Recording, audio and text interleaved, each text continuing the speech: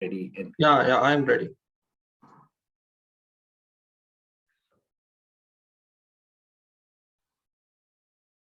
Welcome, Praveen. Good evening. How are you doing? I'm Lokesh, current student. Hi, Lokesh. Doing great. Doing great. Can you start the session now? Yeah, we can. Yeah. can we record this session? Do we have permission? We'll only be using it for internal purposes. We won't be sharing it on any platform. Hariharan and Praveen, if it's okay if we record the session. Yeah. Thanks. Sure. Let me. Yeah, sure. So, okay. I can see participants joining in. We can, Hariharan and Praveen, we can start. Meanwhile, people are already joining in. Will somebody be recording it? Because I am getting a dialogue that says, please ask the host to give you permission to record. Oh, no, we will be recording it. Cool, You got just it. have to okay the message and Right. we'll start recording. Yeah, done. Okay. I can see a lot of people have already joined in. Welcome everyone. I'm Lokesh, current student in the PGP program at ISB. I'm already on the campus and it's getting quite chilly here. And we welcome all of you for a discussion about careers in supply chain. I can see people, a lot of people are already joining in. And we are welcoming two of our distinguished alumni to help us with understanding more about careers in supply chain. The first panelist we have with us is Mr. Hariharan. He's an alumni of class of 2011. He's currently working with Stelis Biopharma as a Deputy General Manager in their supply chain division. The second panelist, Mr. Praveen Kumar Thiagarajan, he's an alumnus of class of 2015, and he's currently working with Swiggy as Director of Products. Welcome, Hariharan and Praveen. I'll be hosting your host for tonight, and I request you to brief us about your work and the nature of your work. And Hariharan, would you like to go first? Yeah. So I have, I'll probably talk about what I've done post ISB. Right. Post ISB, I joined GSK Pharma in sales. So I was in GSK for about 1.5 years in sales and various parts of India. So I had a stint in the south, then I was in Madhya Pradesh. So after that, I switched to supply chain. So I started my supply chain,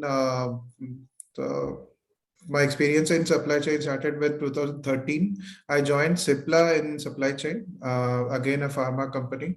And there I was with Cipla from 2013 to about 3 months back.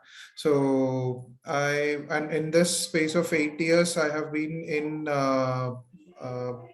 mostly in supply chain planning, right? So taking care of, so I worked on procurement transformation initially, kind of started with kind of transformation projects for about 1.5 years in procurement, and then I was in at an overall supply chain level in the office of supply chain head, and then I moved to planning. Sorry, I was in planning in inventory control. I have done roles in material planning, and after that, there was a new analytics team that was being set up. So I kind of moved as the first member. So we set up an advanced analytics team within the Cipla.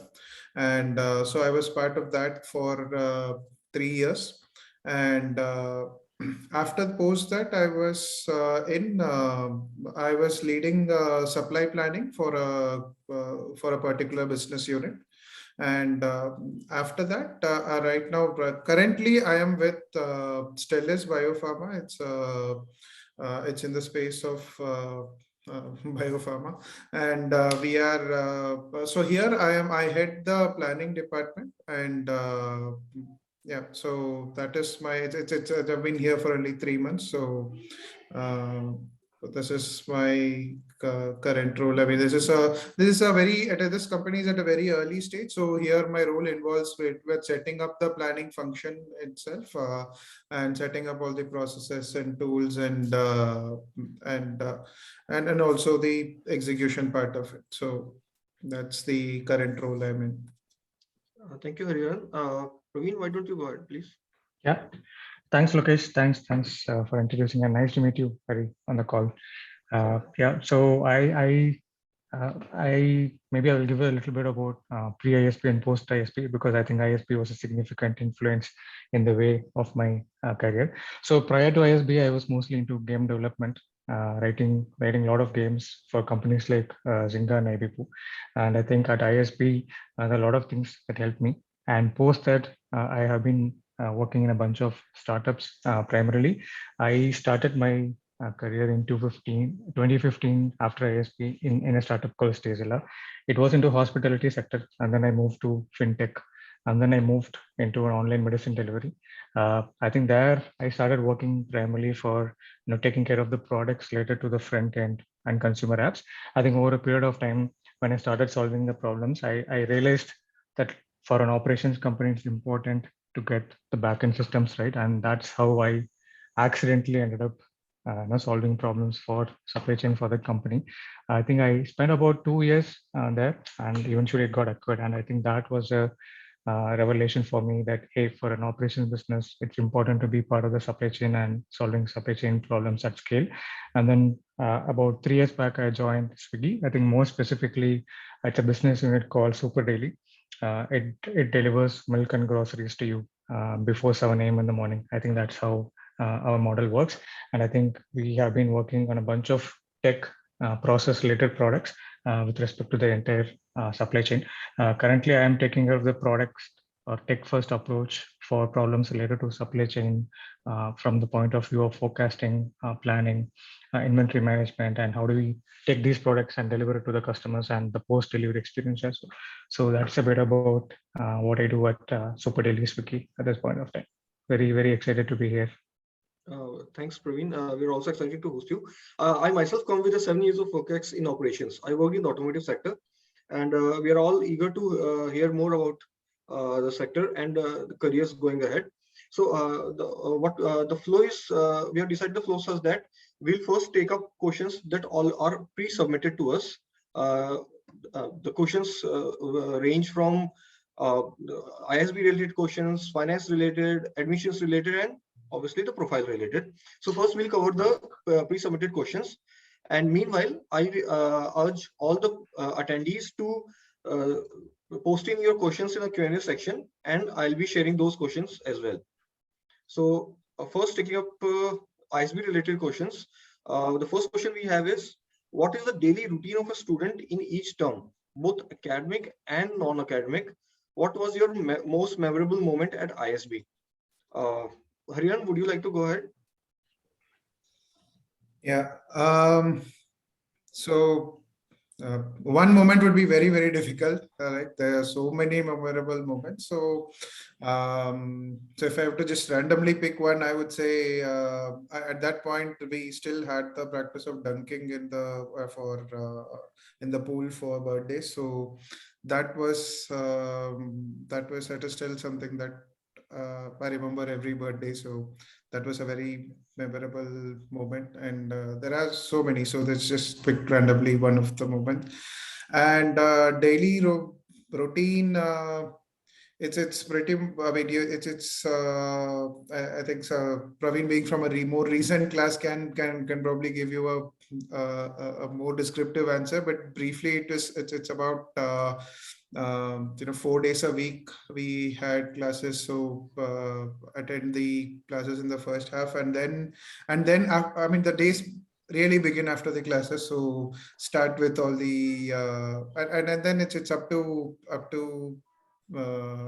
there are just so many things to do. There are so many happenings that keep that are around you, that it's really, no two people will have the same routine.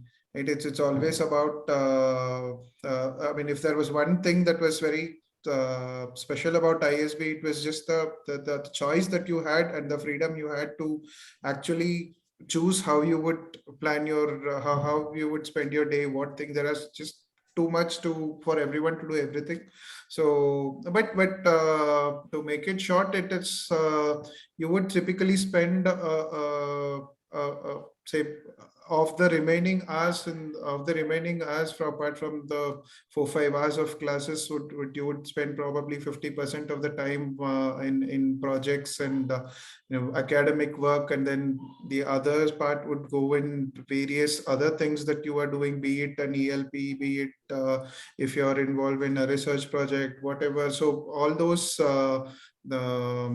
non-course related work, as well as your and then it's again the like I said, the time that you spend on say be it on sports, be it partying, so whatever it is, it just typically between the rest of the time it's up to you to kind of increase and decrease as per your interests, and there are so many like people, alumni sessions from by alumni, by people from the industry, and conferences that are happening. So you pretty much choose between that hours. How do you manage between these? So that's pretty much the routine, and a significant time. I mean, personally, I spent a lot of time in the library with and both for academic work as well as things that were just for my interest, reading up on my interest areas. Thanks, Aryan. Praveen, would you like to add to that?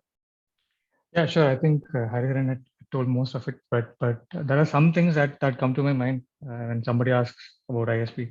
Right from the orientation week, I think it starts at 8 o'clock in the morning, and it goes all the way till 12 p.m. in the night. I mean, 12 midnight, and then it sometimes continues. I think it didn't strike me at that point of time, hey, why is this like this? But it was all fun activity and a lot of team building activities. Over a period of time, when I retrospect on why did that happen, I think what happened was I think it is already setting us into the mindset of how ISB's daily routine is going to be. I think by the time you have the first class, you already know you're going to get up at 8 o'clock, and then your day is going to be long because there is no distinction between classes and deadlines. I think for the first 4 days, there's a lot of intense course material. A lot of times, I think you need to be on the top of it to make sure you understand. And then from Thursday to Sundays, you have at least like 4 to 5 assignments deadline, and it used to be fun.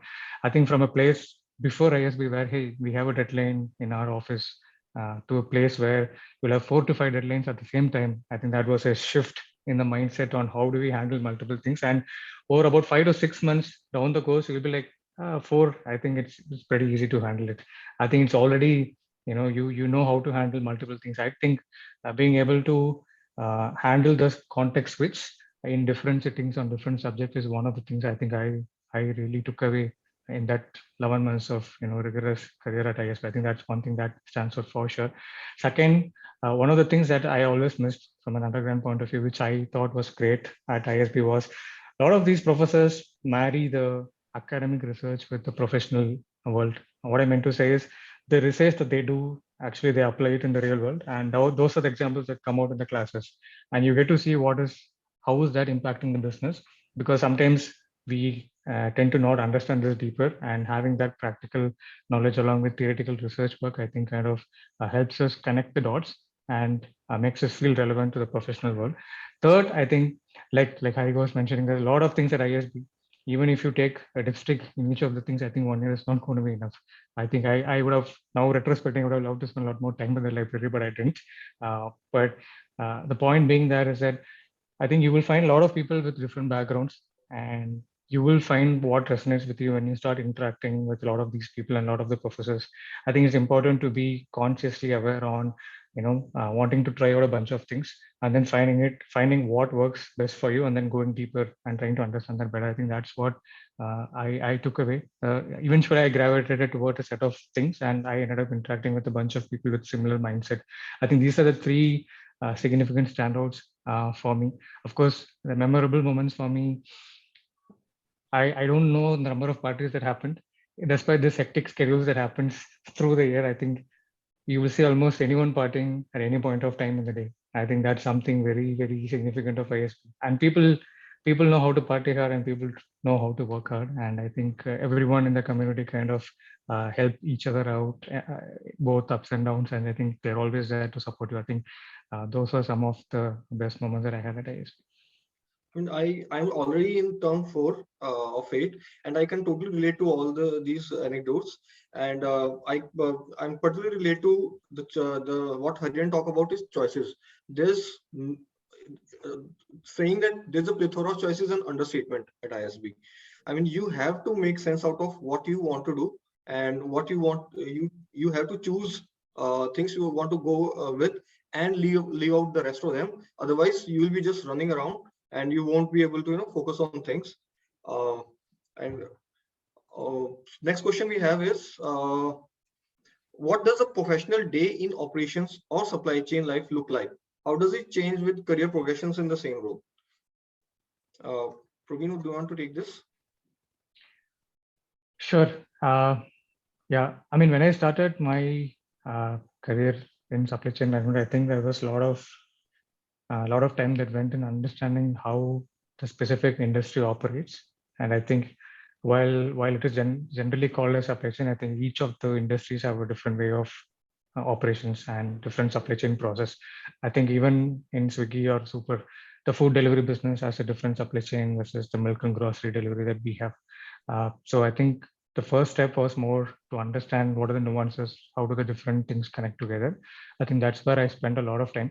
Second, then we reached out to a lot of industry folks who have been there, done that, to see what are the things that they are doing and how are they leveraging tech to solve some of the deeper supply chain problems. That's typically how I started my supply chain career.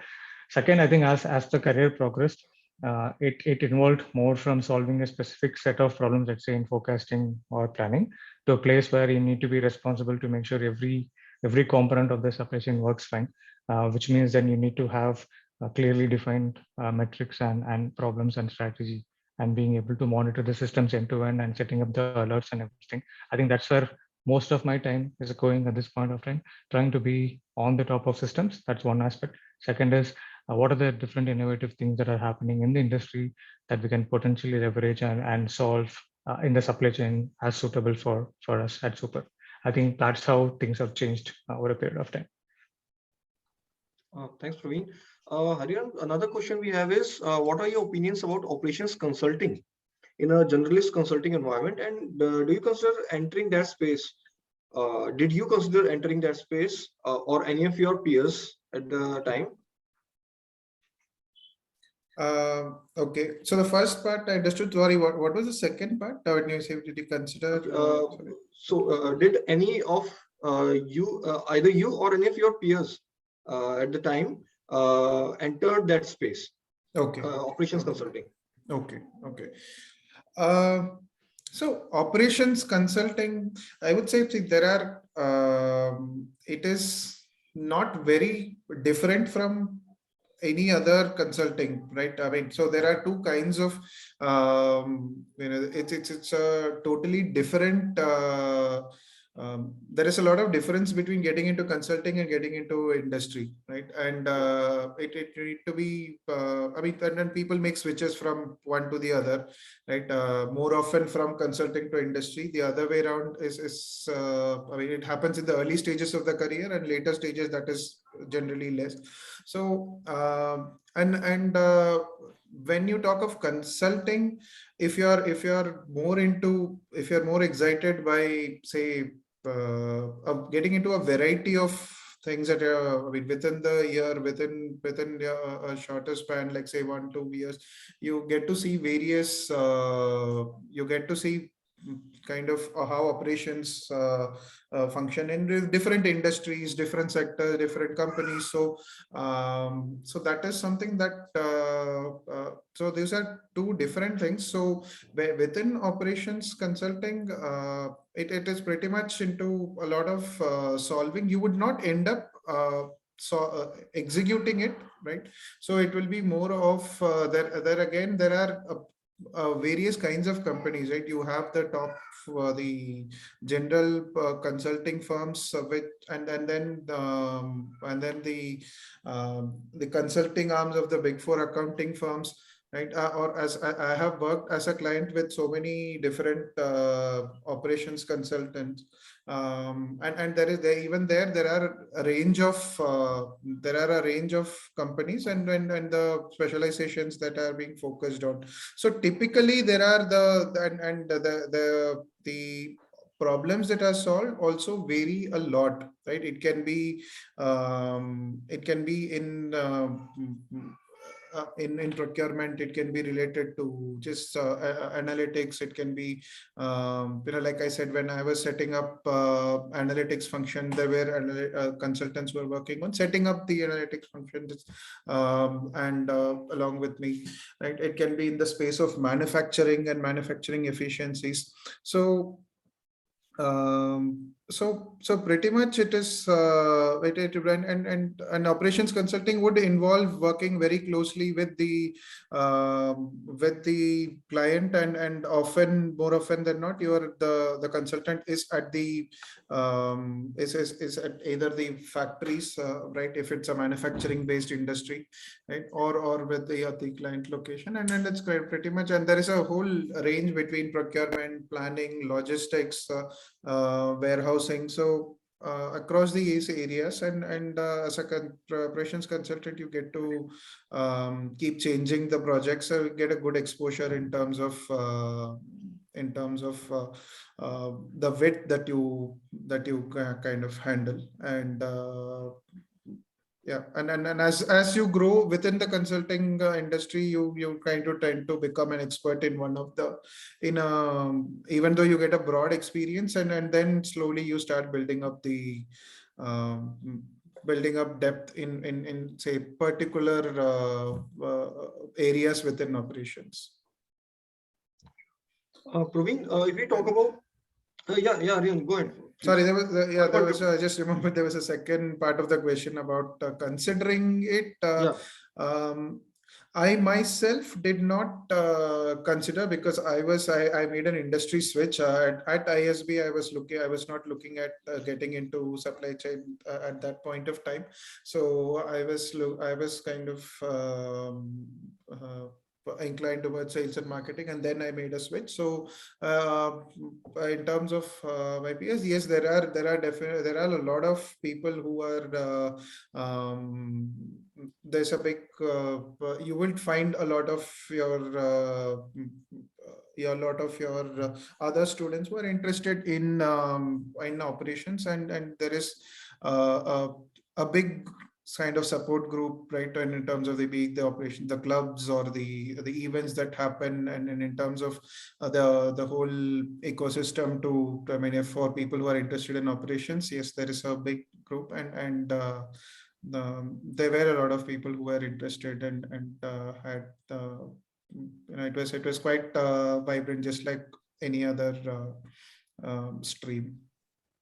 Yeah, Aryan, we are already, class of 22 is already into placement season.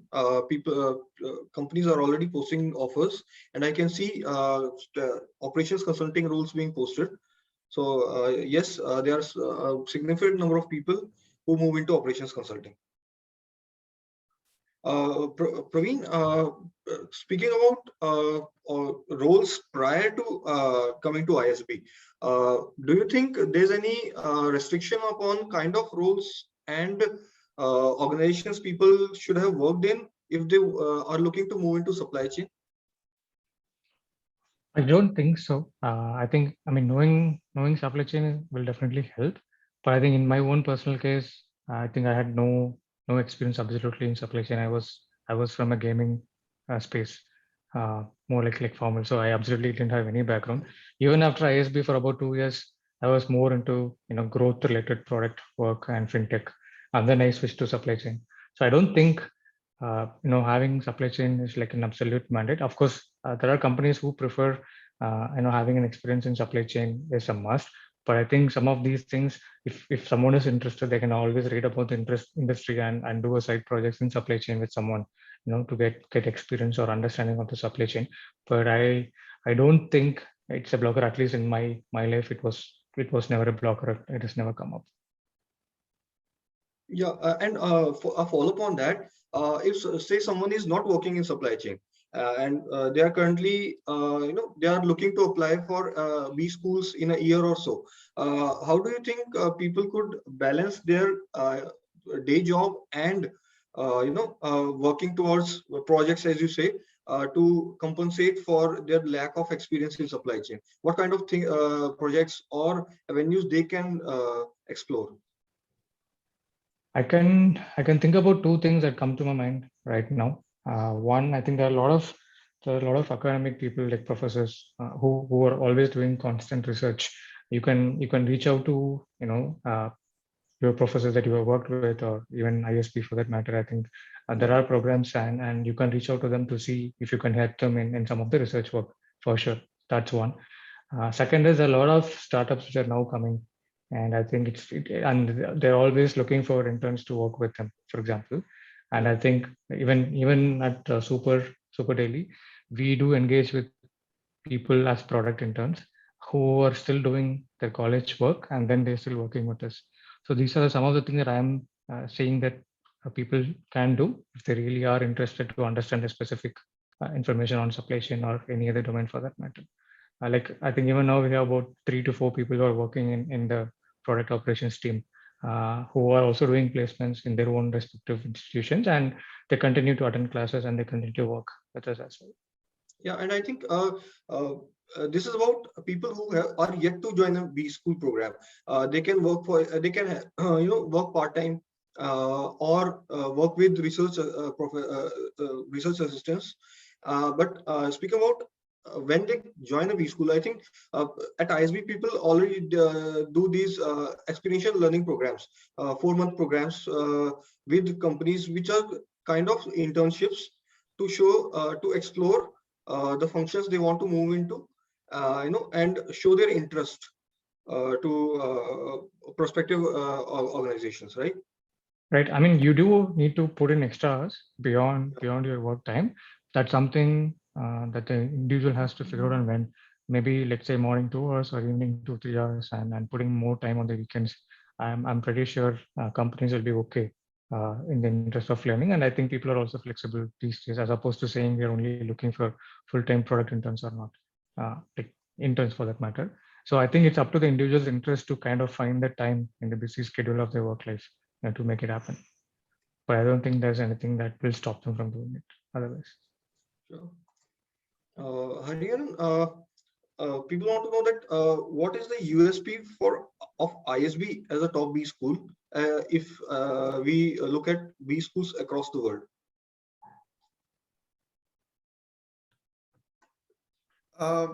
So I think, what makes ISB special is the, I think we have, here and there we have already spoken about most of the things, right? Like the first thing is, like Praveen was mentioning about the way professors, the quality of the professors, right? The quality of the professors, number one, where it's not theoretical at all. It's kind of a good blend of what research and what is happening in the industry, right? Most of whatever, of course, in an MBA, there is a variety of subjects you go to. You wouldn't use all of them, right? The courses that you take, all of it will not help you in your career. There will be certain courses that help you depending on what stream you get into, which function, which industry. So wherever whatever has been relevant, there were a lot of things that I could apply, right? So it was not a, the moment I get into even 3 years, 5 years, like I switched industry, right? So, I switched roles, I switched from sales to supply chain. So when I went to supply chain, something I had learned 3 years back, I could just, the moment I was faced with certain a scenario which was into supply. Even though after it's been 3 years, I was in sales and I was not really in touch, but still I could at least get a starting point, right? I could recollect a lot of things only because it was so practical that when the situation presented itself, I could recall my learnings. So that was one of the key things that makes ISB the ISB water test. That is one. Then the second thing is the classroom experience itself, right? The way things are structured, the way the diversity of the, I think that's something that keeps coming up. Whoever reads about it, where whoever hears from any student or alum, right? The diversity of the of the student body, and how much you learn from the other students on campus. That's like that's something I could, even though I knew that was something I was looking forward to, that's only when you experience you realize how much you could learn from each other, and how much the structure of ISB facilitates that. So that is another. And the involvement of students, right? I mean, I think one of the things that sets apart ISB is how much students' voice and students' feedback kind of really plays a role in shaping almost everything. Right? There are so many things. It's nothing is rigid. Right? If everybody, there are if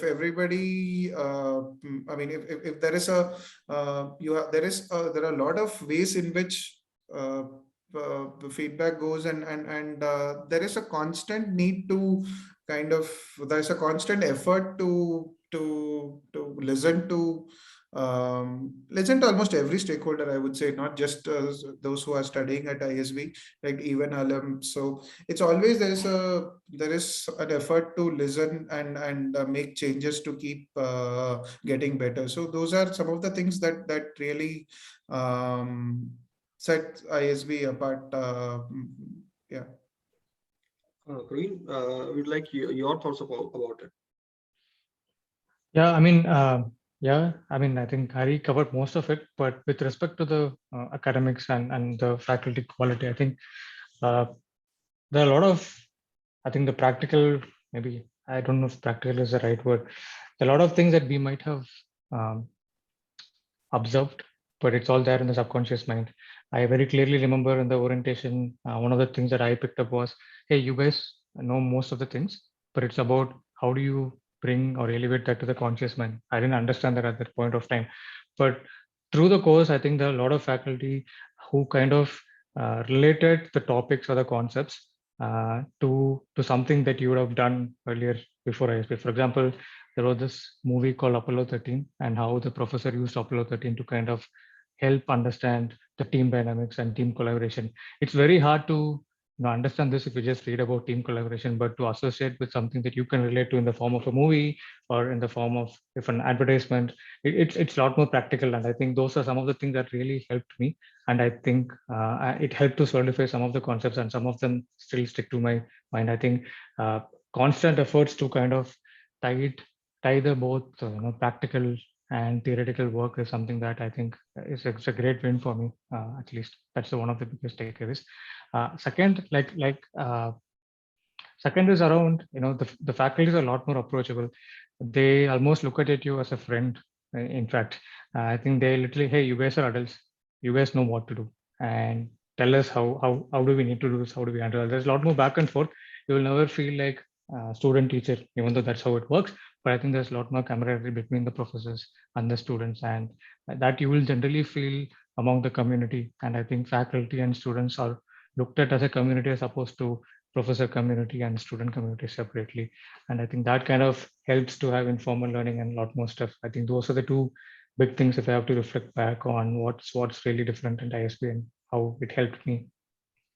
Yeah, thank you. And I can completely relate to all these points, and I can share my viewpoint because I just recently applied to ISB. I'm a current student, and my thought process was first, I looked at the geography. I wanted to work and stay back in India. So in Southeast Asia, ISB the top B school.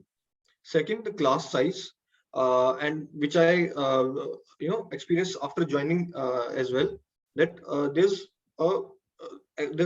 a hard. I cannot come up with any work background that people are not from in my cohort. So there's a whole lot of opportunity to learn from your peers.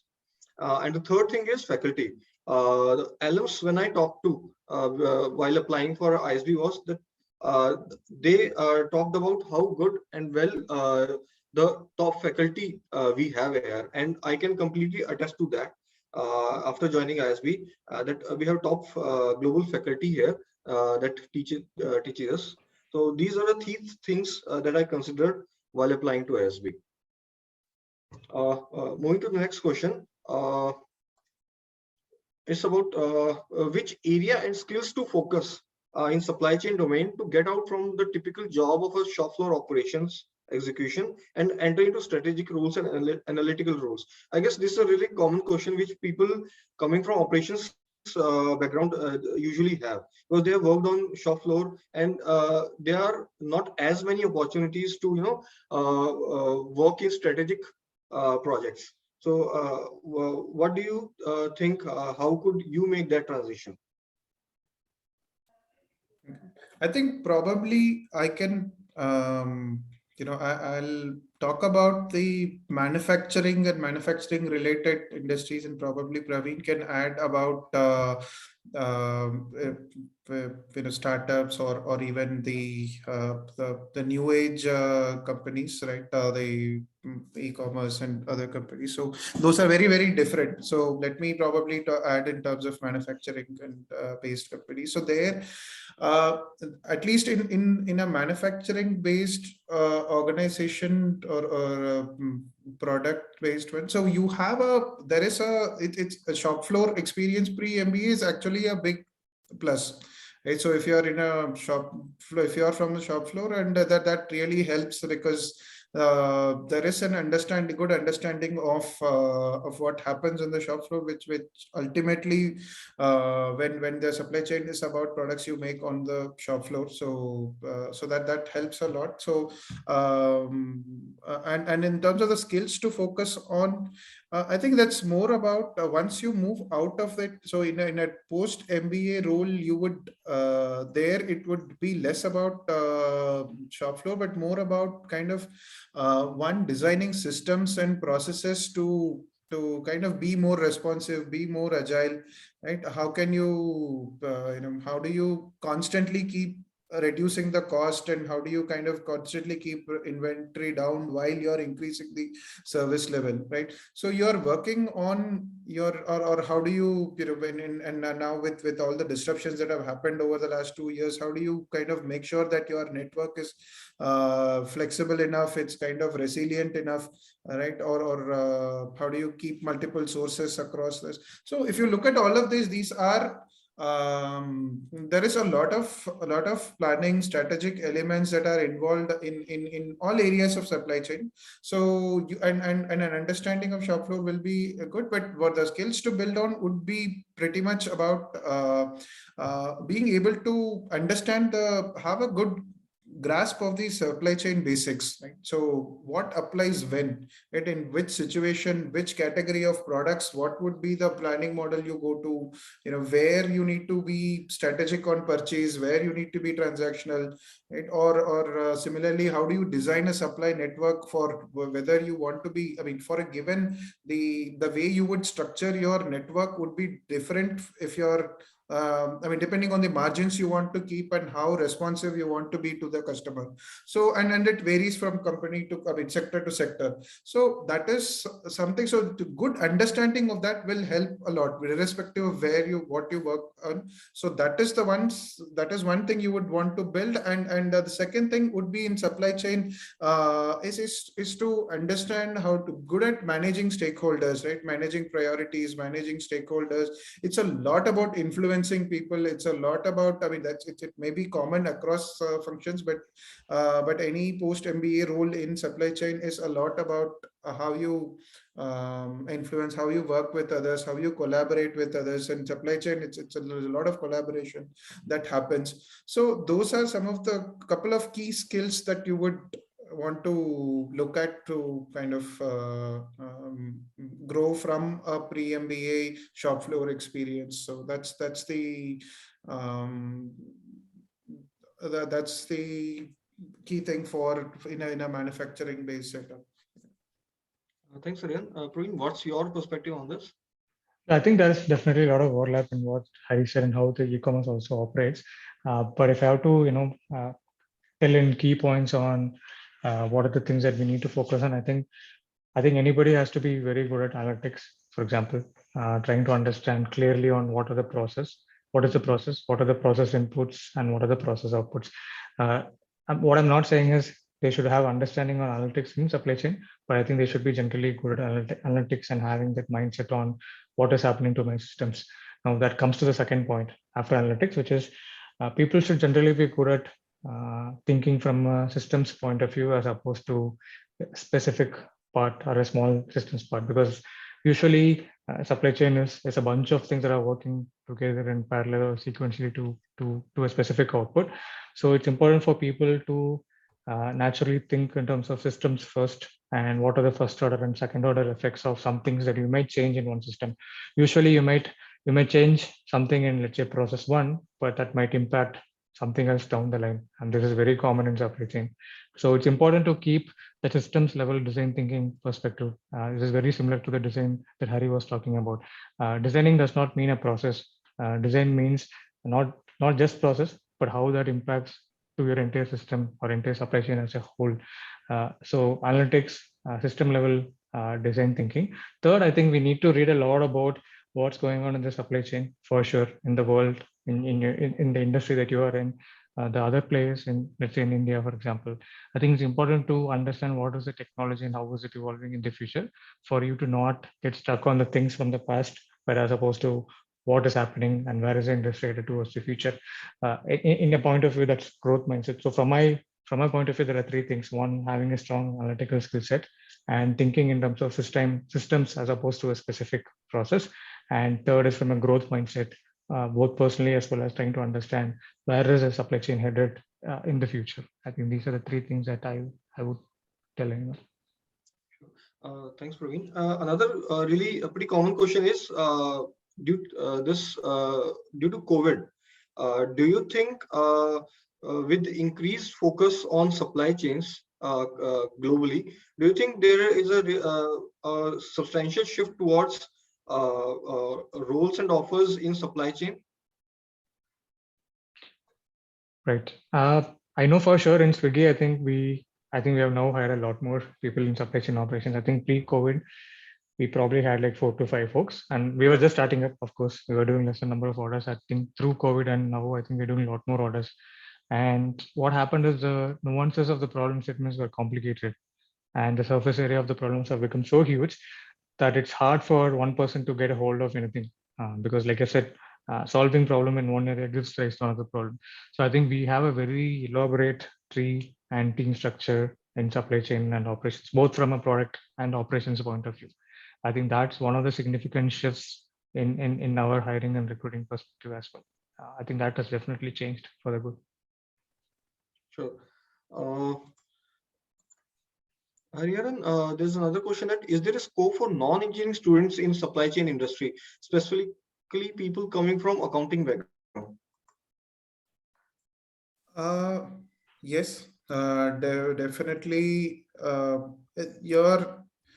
That doesn't, I mean, I myself am not from an engineering background. I did my graduation in statistics, right? I was in market research pre-ISB, and in supply chain in my 10 years in supply chain, what I have seen is that there are a lot of people from commerce backgrounds, right? Especially in the purchase side, right? In purchase and procurement. So you have there are a lot of people who have made their careers from accounting. They have been in procurement and purchase side, and it doesn't again, in engineering is it's really a matter of your experience and interest and how you kind of what you work towards. So accounting definitely is not a barrier or anything. So that's the there is nothing that stops an accountant from paying, and or it's not a disadvantage. I would put it that way. It's definitely not a disadvantage, and in terms of people have in all areas of supply chain, I see people from various backgrounds, but especially since this was specifically about accounting, I've seen more of accountants in procurement and purchase, and also there are a lot of people who have also make a shift to supply chain from supply chain finance. Right, so that's a very niche area in terms of within finance. Also, there is supply chain finance which works which partners with the supply chain team, and over time some people develop interest and I've seen people move. That's a very small segment of people, but even that happens.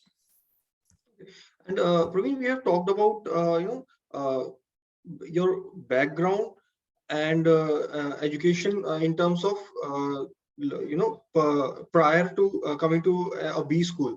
And how do you think factors such as years of work experience or professional certification such as Six Sigma play a role in choosing these kind of roles? Do you think having a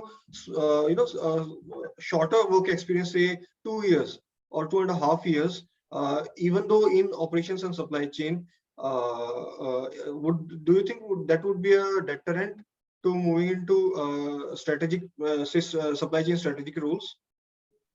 I don't think so. I mean, I don't. The way to think about experience is more from a point of view of the things that you learn on ISB, right? Like if you work for more, obviously there are more stories that you can connect the learnings retrospectively. I think that's where it generally helps, as opposed to saying having less years of experience might not help you land.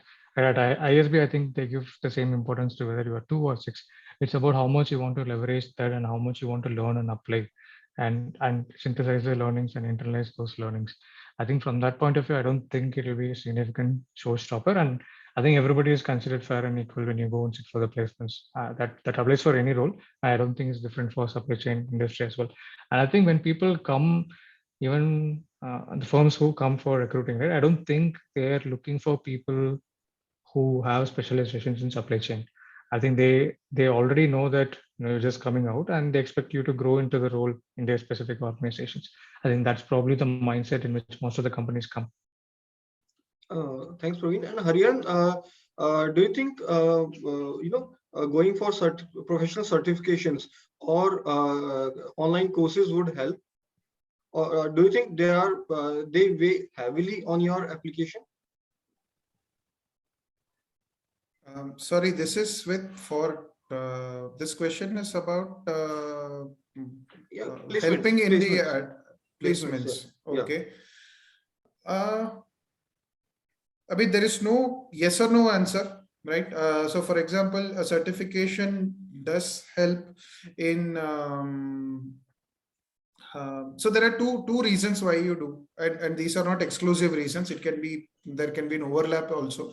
That one is you want to develop your knowledge in that, so you do a certification. Second is you're doing it for to help you get ahead professionally, right? And both need not be exclusive. So when you're doing it, so for example, Praveen was talking about supply chain analytics, right? So if you want to do in terms of if you're doing something and to know more to equip yourself, then it's not definitely going to harm, and definitely it will be an advantage as long as it's relevant to the application, right? And as long as it's relevant to which companies and which roles you're applying to. So if it's in the area of your interest, then yes, it does help, but it's very hard to answer in general because it depends on what are you looking at and what certification are you talking about. So to give a very general answer, yes, if it's relevant, yes, it helps. Talking about my experience here, people generally go for who want to target operations or supply chain role. They go for Six Sigma or SCM certifications. And but my understanding and of the cohort in general is, after talking to LMs who have recently graduated and joined such roles, that these kind of certifications are added advantage, but not having them won't take away much from your application. So they are good to have, but if you do not have them, it's okay. If you are able to build your showcase your profile and interest in the roles offered. And when I was talking about pre-ISB, by the way, I mean, it's, I don't think you would have, there is a need to do something where you are in ISB, a certificate, if you're thinking of certification or online courses. Yeah, yes, absolutely. So Praveen, talking about admissions, how was your application and admission journey, and what sources did you use for guidance? Sure. I think when I wrote my GMAT, I think ISB was the only place that I wanted to land. At least I already made up that I have to go to ISB. So even before submitting the application or till the point of me giving interviews to ISB, I think it was largely the ISB alumni people who helped me guide through the entire process from end to end.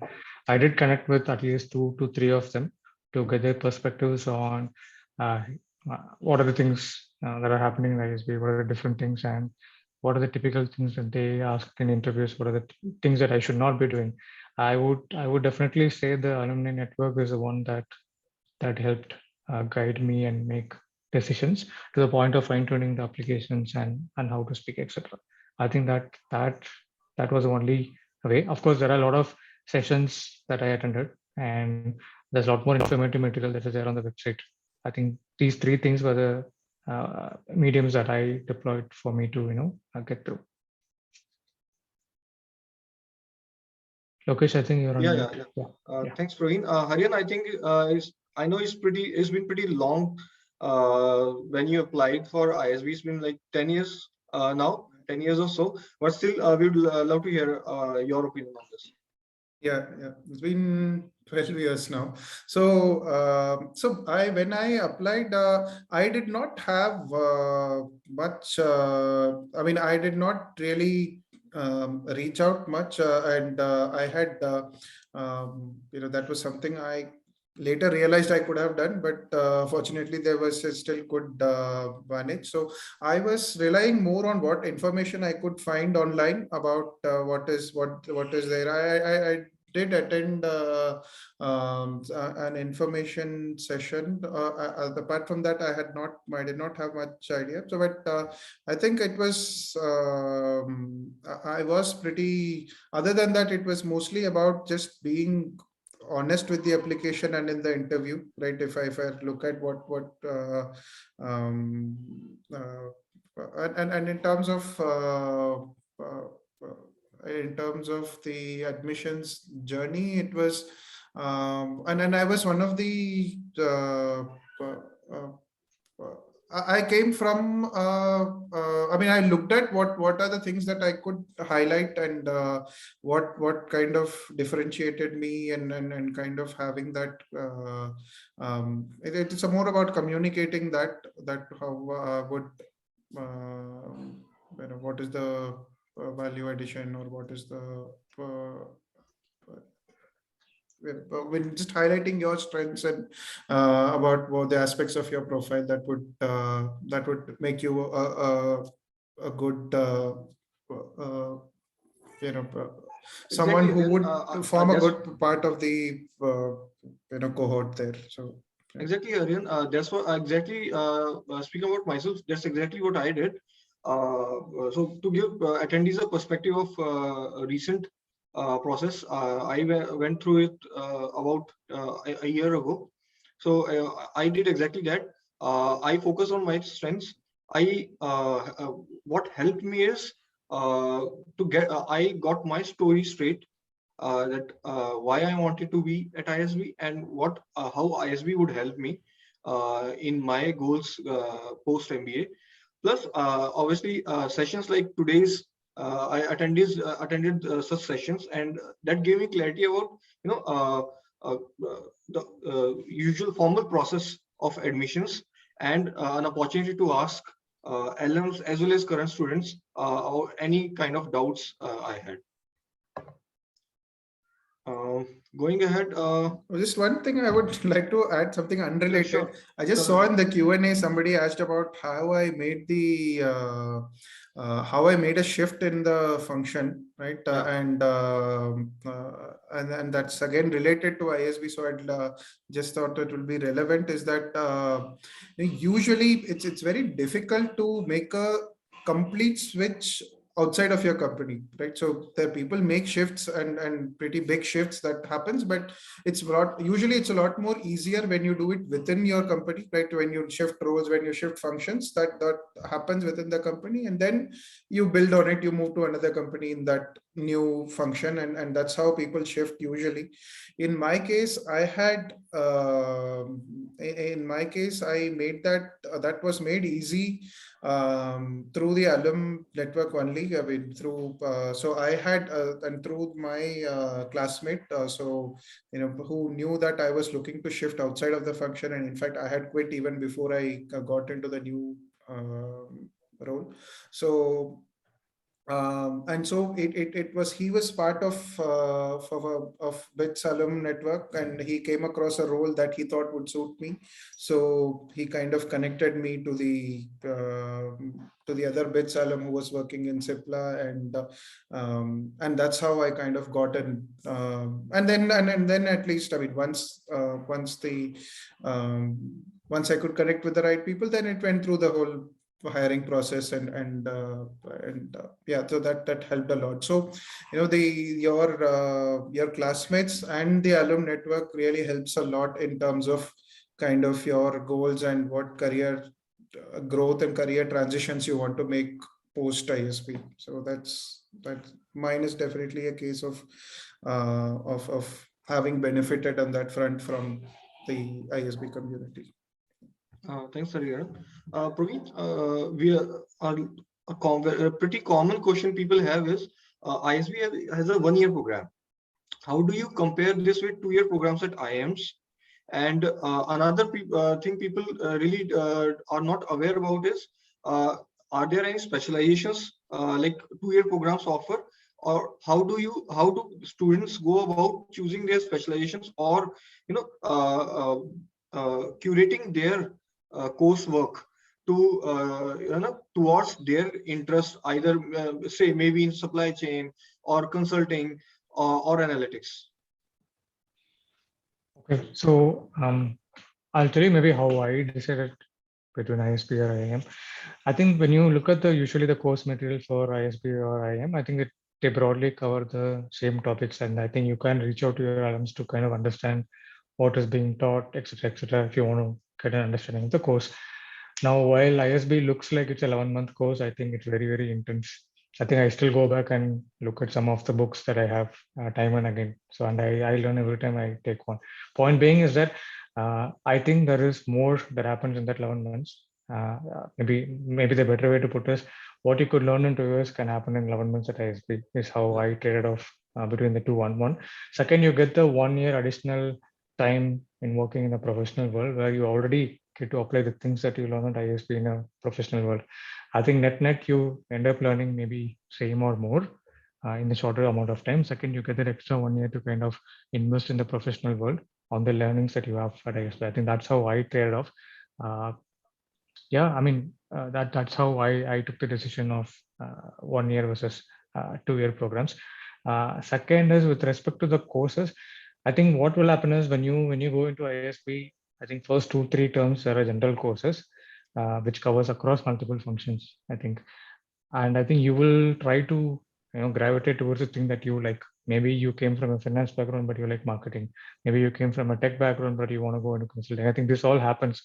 But I think the first 2-3 months, you will naturally feel on what is it that you like, and based on a lot of interaction that you have had with the professors, with the fellow colleagues, etc. Right?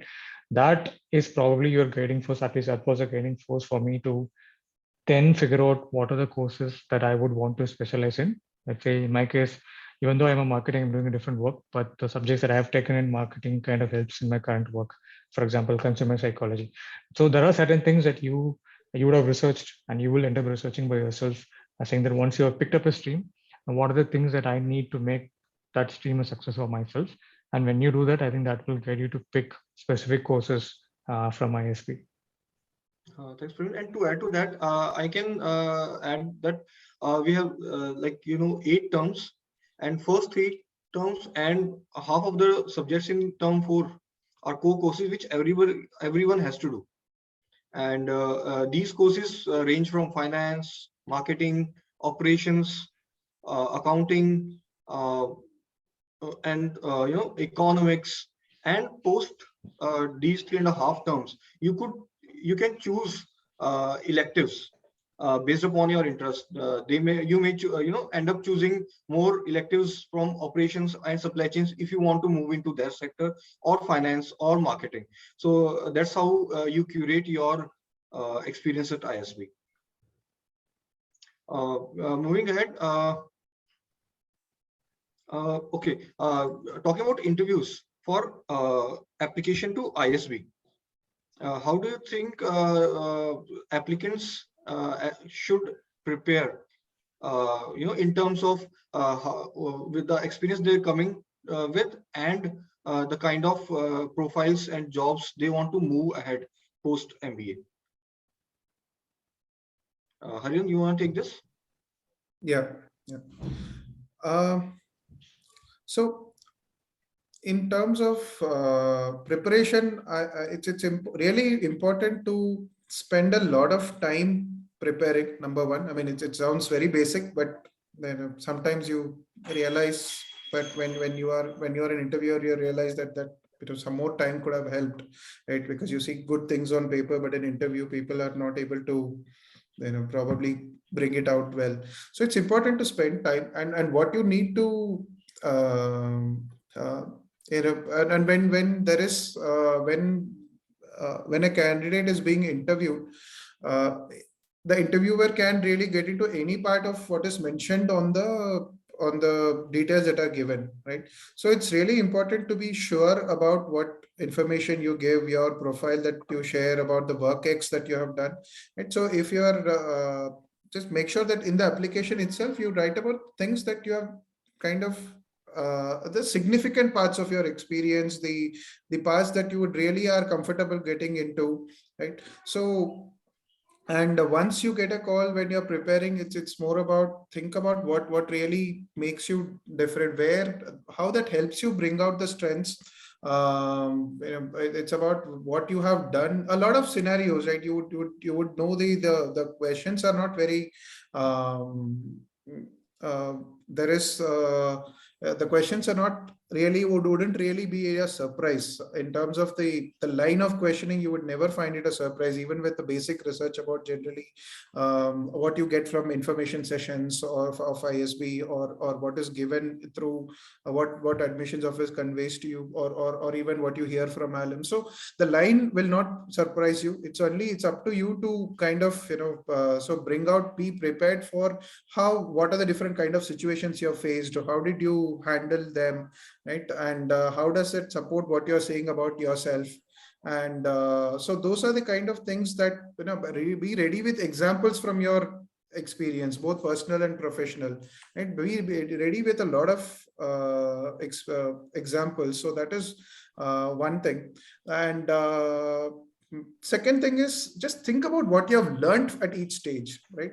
So it's very important to know what you have done, how you would because it's not about the ISB doesn't look for any specific work experience, right? You might, I mean, the range of people have people who you get people who have accomplished very high levels in what they are doing to people who have at a very early stage of their career. So there is nothing that specifically ISB is looking for, right? It is just what it was. So it's about more about what have you learned, how have you, but one thing you would find common in everyone who's admitted is that whatever has been the length of their experience, whatever has been the background that they come from, there is always something that, where the common theme is how they have really, given the situation. Some come from have fought against all odds. Some have, been more privileged. So it doesn't matter. I mean, it's about, given the context, what have you,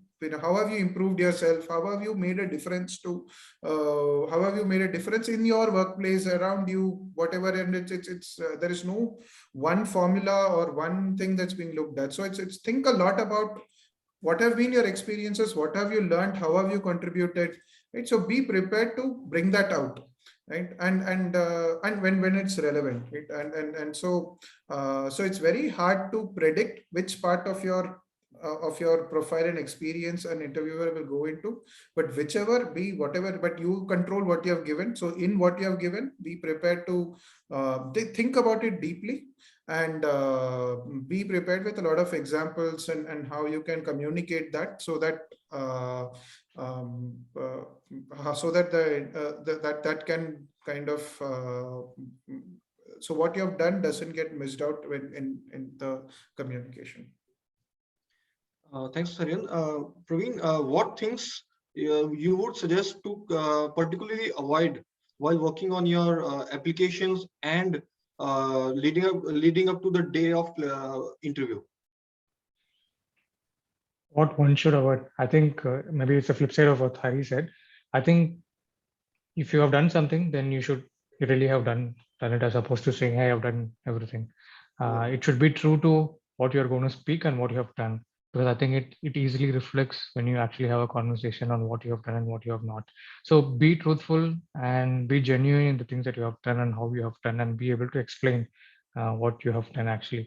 I think, and if there is a team involved, I think it's important to say team was involved and I contributed to XYZ portion of the overall problem. I think acknowledging that and living true to that and taking that mindset to the interview is really, really important, and not claiming that I have done everything. I think that's definitely there. I think you should just speak in plain black and white. I think that's one thing. It's probably the negation of everything that Hari said, but yeah, that's one thing that we should not do. Exactly, Praveen. What I can remember is I got my story straight. I spent a lot of time on the application, what I wrote into it. I spent a lot of time on my essays. And I specifically remember that a night prior to my interview, I just relaxed, did not, think much about, okay, do I know this? Do I know that? Am I prepared or not? I just relaxed. And on the day of the interview, I was pretty confident about what work I have done and shared in my applications. And I was able to answer all those questions. Moving ahead, Hariharan, there's a question that okay, so talking about applications again, we have talked a lot about professional work experience, education background, and other things. What about extracurriculars? Do you think how much importance do you think extracurriculars play a role in your application to ISB? Yeah. So it's there is again no there's no definite answer to that in terms of what kind of whether extracurricular activities help and what kind of activities help and all of that, because extracurriculars, it's part of the whole story, right? What is your strength about? What have you, like I said, what's more important is about what do you bring to the table? How do you demonstrate that you have this, you have the ability to learn, you have the ability to make an impact, right? And that's what you need to demonstrate. So if say extracurriculars help there, yes, it's an important part, right? And you will find people with I mean, in my case, for example, I would not say that extracurricular activities were a big part of my application or what I was highlighting, right? So it was more about some of the, I mean, I still remember what I wrote in my essays, right? Because I mean, in a sense, it tend to be a lot of, at least at an age of 20, I mean, I was about 21 or so. So at that point, it was, it's also a little bit of self-discovery, right? When you're never forced to reflect upon what you did so much in other times, like when you do when doing your application and interview. So it was more about in my case, since it was also about mine. I mean, I did not. It was more about some of the experiences and what how I mean, about how I achieved a difficult dream, and also about what I had achieved. Other thing was in my work and in my education and at work, what I had achieved. And so not so much about extracurriculars in my particular case, but the answer is the same. Again, you will find all types of people, and it's not about whether it is about academics or what you did at work or what you did in extracurricular. And it's just about in whatever that you did, how did you do well? What did you do that how did you reflect upon it? How did you learn and constantly improve? How did you come back from failures? So these are the things that show you it really doesn't matter whether it was an extracurricular or this. And of course extracurricular helps you in I mean, if a good vet shows a good and it's a plus, right? The more things you have done well, I mean, not just for the sake of admission or not for the sake of this, and it comes through in the interviews, like Praveen was saying, if it is genuine, then yes, then it shows, and it always helps, not just in your admissions, it helps in your one placements also, right? Like even I mean, like I said, even in supply chain, a lot of things are about collaboration and teamwork and all of that, and some of these extracurriculars that helps in showing that also helps. So well-rounded personality, all of that is there, but don't take it as a formula or do it for the sake of doing it. That's the only thing. Other than that, it really is about how it fits into your story and what you are. Thanks, Aryan. Praveen, a direct question for you. You talked about analytical skills. If somebody wants to move into supply chain management, as a fresher, what do you think what kind of skills or someone should build specific? Do you suggest any programming languages, or is it about say data visualization softwares like Tableau? What can you elaborate more on the kind of skills fresher should work upon? Actually, there are 2-3 components to it. One, I think when I say analytics, it's about, okay, what is the data that I need to look at for me to understand a specific problem? I think being able to convert a subjective knowledge or understanding of a problem into an objective way of defining. We call that as metrics or key business metrics. I think that is also very important for an analytics person. How do you translate the subjective problem into an objective problem, and how do you measure it through a number? That's the first one. Second is, now to get to that number, different companies use different tools. For example, in Swiggy, at least we have visualization dashboards, and second is we also have to write queries. It's not exactly coding per se, but it's more like SQL or MySQL kind of a thing, which I think I mean, at least in the last 6 years, that's one thing that I have used predominantly in wherever I go. So knowledge of MySQL is definitely helpful for sure. Third is, one is understanding what metric to pull. Second is, how do you write that query to get the data out? Third, which is also equally important, is visualization, like you rightly said, right? Because it's not just enough that you pull the metric, but you should be able to visualize in a way or communicate in a way that everybody can comprehend. And I think these are the three important things that I would say anybody has to focus on from an analytics point of view, which is defining the right metrics. Second is getting the data out, or writing queries or using any of the dashboards. Third is on how do you represent the data that you just put, which is on visualization. Sure. Thank you. Let me pick another question from the attendees. Yeah, so we also have YLP admissions. Harian, maybe you can take this up. What advice do you have for YLP applicants as opposed to people with work experience? Yeah. Yeah, so generally the scope for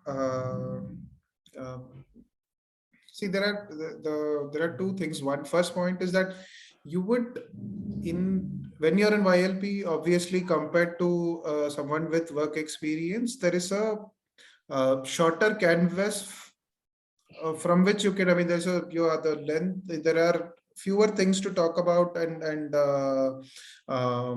it's much more harder to bring out certain things that you can bring out once you have a work experience, right? But at the same time, there is a reason why there is something called as a YLP, and why there is, and obviously that the evaluations also do not happen on an equal footing, right? That part is accounted for, and YLP is not really looked at from the same lens as how a person with work ex would be looked at. So given that, if you are a YLP, so a lot of good percentage of the, say, pointers one would give to someone who's applying would not really differ for someone from whether they are a YLP applicant or the others. But within the, again, it's about reflecting upon what you have done within this period of time, and if you are planning to apply, then what you can do to maximize your time when you're studying, right? When you're studying, how do you maximize what you get out of the 24 hours in what you're doing currently, right? So what do you try to be try to use your time well, right? And there is no one definition of well, but use it as productively and as much aligned with your interests as possible, with what you want to achieve, right? So to use your time well, so that automatically will translate into what you can, how you can make a good application, right? So get into the more of because in the YLP, I mean, try to do maybe some projects where you as a group, right? So that really helps you in understanding some of the dynamics as in teamwork, which you don't really, which becomes natural in a work environment. So when you are in a undergraduate program, you try to get that flavor through some of these experiences, or some of the extracurricular or activities, sports and other stuff. So apart from the regular pointers that one would have. Thanks, Harian. Praveen, you and Harian both talked about the alumni network. From those prospective placements, if somebody wants to look for placements outside what ISB, the procedure ISB has set in, how does the alumni network, do you think, help for somebody who want to look for off-campus placements for specific roles, say they are looking? No, absolutely. I think, in fact, I ended up reaching out to some of the alumni, and I got one even before the ISB placement started. So by September, October, I actually got one, and that's the one that I took up also. So what that happened, that means is I then selectively took up the companies that that I wanted to sit for the placements, and eventually there are 2-3 options that I want to select. I think definitely you should reach out if that's an option. I mean, I think everyone should reach out and try to see, because sometimes some people are very clear in what they want, and maybe the companies that come may not have the specific roles. But if you already have the clarity, then it might help to reaching out to the networks to figure out if there are any openings, as opposed to just applying for anything. What is not advisable, at least from my point of view, is applying just to get a job, as opposed to applying because I want the job because it fits in what I want to do. I think that's probably when it will work more than just somebody helping you to find a job. I think that's my 2 cents. Sure. Harian, we'd love to hear your opinion about this.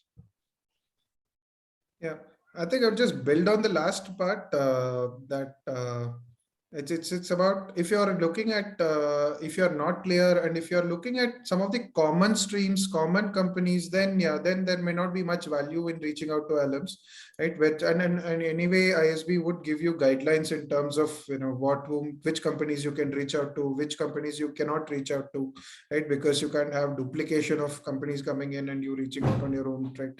So that also doesn't make sense. So there are guidelines that you would get. So within those guidelines, obviously to reach out and where that reaching out to alumni helps is like Praveen was saying, that when you have really good clarity and it's not a very common role, right? When you wanted to get into some niche profiles or where you know that this is what fits into my plan, and that is not something you get at campus, then you reach out. So that is what, and probably that wouldn't really apply to like maximum about maybe 20% of the class, not more than that, right? More than 80% of the class. So I think the kind of companies that come and the roles that come to campus itself is kind of fun. And in any ways, both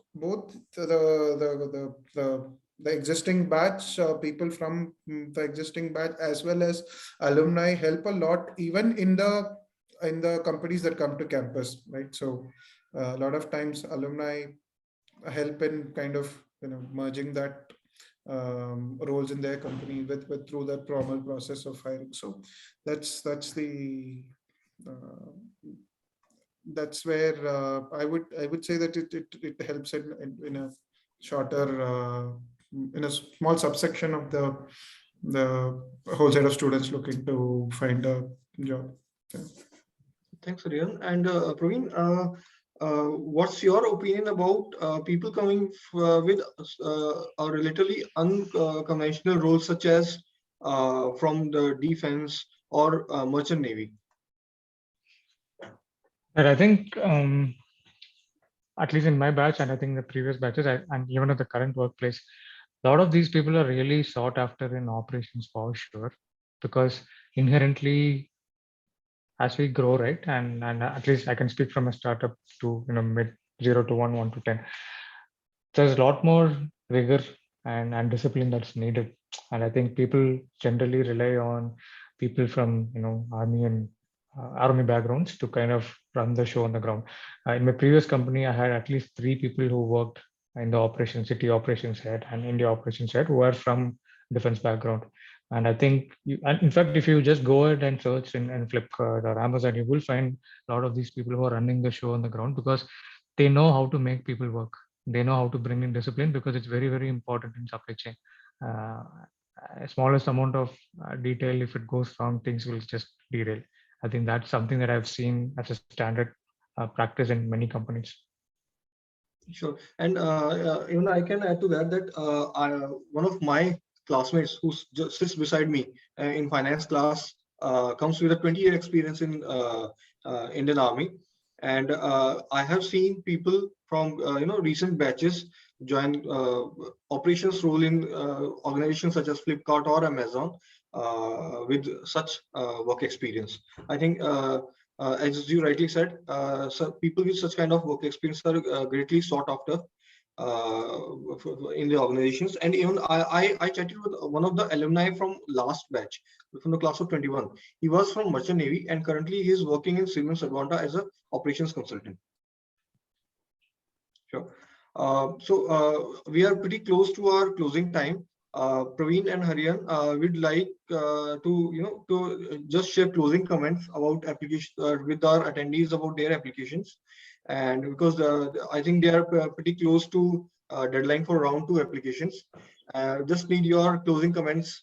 So how should they, utilize their time in the last few days and work upon their application? Praveen, so can you go ahead first? Yeah. That's okay. I mean, I think we would have touched a lot of these things through the conversation, but I think if there is one thing that you have to focus on, then what you have done, your personality and what is true should reflect in your essays. And that mentality of being true to yourself and how you did things and how you executed, what are those learnings, should also be taken to the interview panel. And I think being true to oneself and preparing, keeping that in point of view is critically important for you to succeed. I think both from an admissions point of view and interview point of view, it is what it is, and I think we should be okay with it.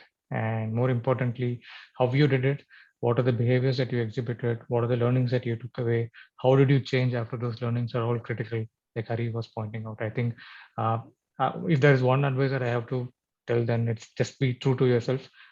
Explain what you did and what you learned out of the entire professional career that you had, both in your essays as well as in the interviews. I think that's one thing that I would probably suggest. Thanks, Praveen. Aryan, So yeah, please go ahead. so I mean, I would absolutely I definitely agree with whatever Praveen said, right? So I would like to reiterate all of that. So apart from that, I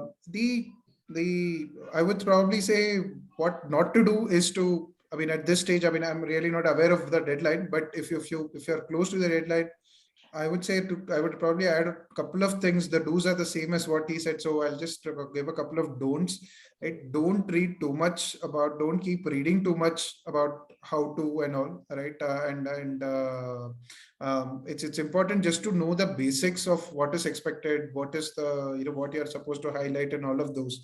Beyond that, it's really personal, and it's about what everyone brings something else to the table. So there is no formula. Don't try to kind of read too much and think too much about what someone is looking for. It's more about what, like you need to reflect about your learnings and all that Praveen was just talking about.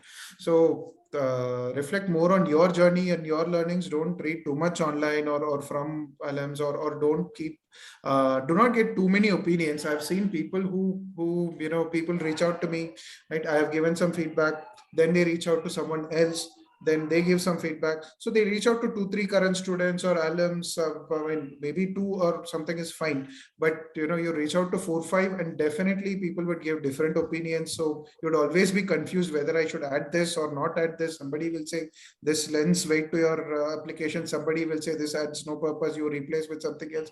So that will just in the end you might make it confusing. So take advice, but be clear about what you want to project. You don't reach out to too many people, I would say.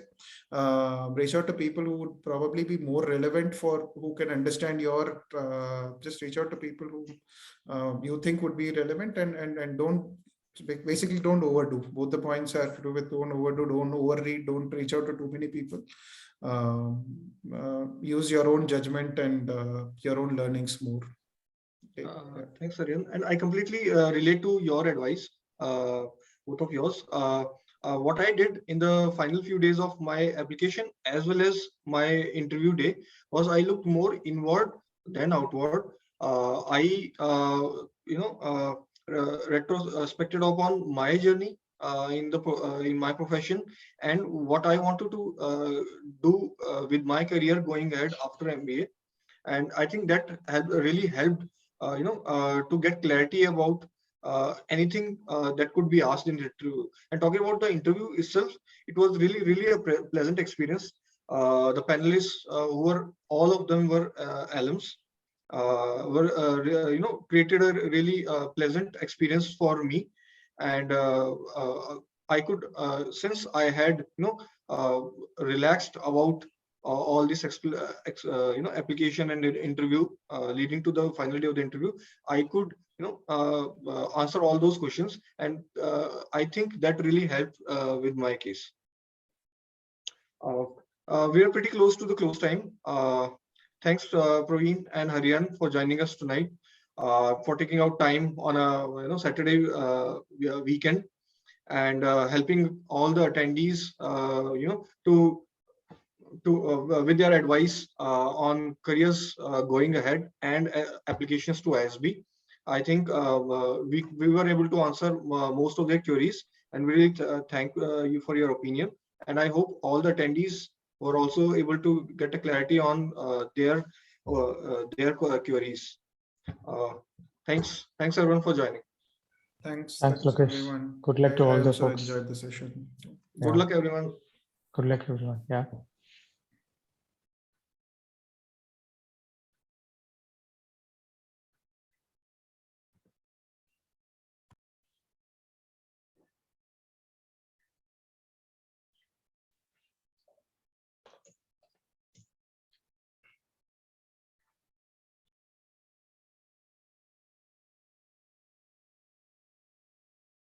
Thank you, Gunde Rao. I think you can now stop the recording.